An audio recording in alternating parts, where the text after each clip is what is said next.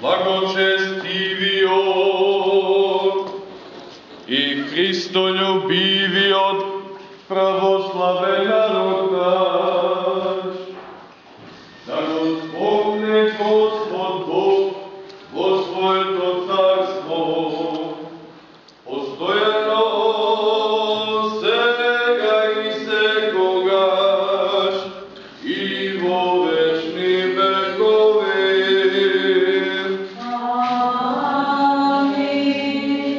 Блаженейшиот архиепископ наш, Охридски македонски Стефан, си од свештенички, свештенодиаконски, монашки чин, да го спомне Господ Бог во своето царство, сега и секогаш и во вечни векови.